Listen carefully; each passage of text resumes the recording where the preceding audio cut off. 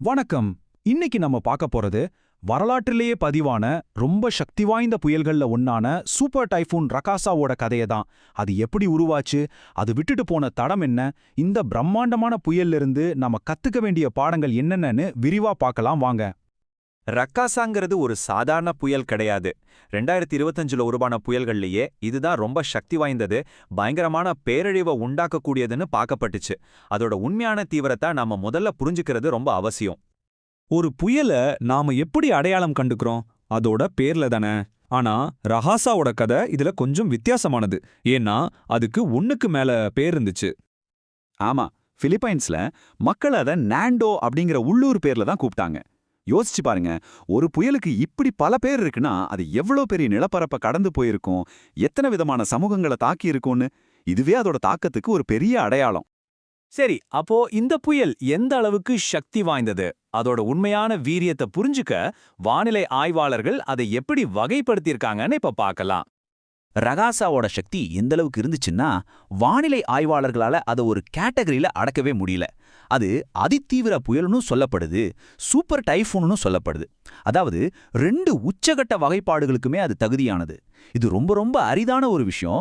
இதுவே அதோட பேரழிவு திறனுக்கு ஒரு சாட்சி. இவ்ளோ பெரிய சக்தி கொண்ட ஒரு புயல் எங்க இருந்து தன்னோட பயணத்தை ஆரம்பிச்சது, அது போன பாதையில என்னென்ன அழிவெல்லாம் நடந்துச்சுன்னு இப்ப ட்ராக் பண்ணி பார்க்கலாம். பாருங்க, இதோட பாதை பிலிப்பைன்ஸ்ல வடக்கு லூசோன்ல ஆரம்பிச்சு அப்படியே தைவான், ஹாங்காங், மக்காவுன்னு பல நாடுகளை கடந்து கடைசியா தென்கிழக்கு சீனாவை தாக்குச்சு. எவ்வளோ பெரிய ஏரியாவை இது கவர் பண்ணியிருக்கு பாருங்க. இதோட பாதிப்புக்கு ஒரு சின்ன உதாரணம் சொல்லணும்னா ஹாங்காங் எடுத்துக்கலாம். புயல் நெருங்குதுன்னு தெரிஞ்சதும் முன்னெச்சரிக்கையா ஸ்கூல், கவர்மெண்ட் ஆஃபீஸ் எல்லாத்தையும் மூடிட்டாங்க. ஒரு முழு நகரத்தோட அன்றாட வாழ்க்கையே அப்படியே நின்னு போச்சு. அது மட்டும் இல்ல, எல்லா ஃப்ளைட் சர்வீஸும் நின்னுடுச்சு. யோசிச்சு பாருங்க, இந்த மாதிரி ஒரு புயல் வந்தா டிரான்ஸ்போர்ட், இன்ஃப்ராஸ்ட்ரக்சர்னு எல்லாமே எப்படி முடங்கி போயிடுங்கிறதுக்கு இது ஒரு நேரடியான உதாரணம். ஓகே, இப்போ புயல் ஓஞ்சிடுச்சு, ஆனா அது விட்டுட்டு போன பாதிப்புகளும் சேதங்களும் என்ன, அதோட மொத்த தாக்கத்தையும் இப்ப பார்க்கலாம். இந்த டேபிள்ல பாத்தீங்கன்னா ரகாசாவோட மொத்த கதையும் சுருக்கமா இருக்கு.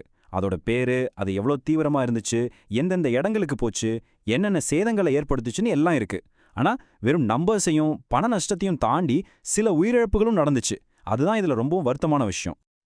இவ்ளோ பெரிய அழிவுக்கு நடுவிலையும் ஒரு நல்ல விஷயம் என்னன்னா, நிறைய கடலோர பகுதிகள் முன்னெச்சரிக்கையோட தயாரா இருந்தாங்க. இந்த மாதிரி தயாரிப்பு நடவடிக்கைகள் செஞ்சதால கண்டிப்பா நிறைய உயிர்கள் காப்பாற்றப்பட்டிருக்கும். ஆனா இந்த தயாரிப்பு மட்டும் போதுமா? இதுதான் நம்மள ஒரு முக்கியமான கேள்விக்கு கூட்டிட்டு வருது. சயின்டிஸ்ட் என்ன சொல்றாங்கன்னா, ரகாசா மாதிரி புயல்கள் எதிர்காலத்துல இன்னும் பவர்ஃபுல்லா மாறும்னு சொல்றாங்க.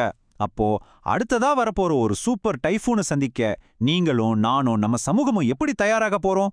இது நாம எல்லாரும் யோசிக்க வேண்டிய ஒரு விஷயம்.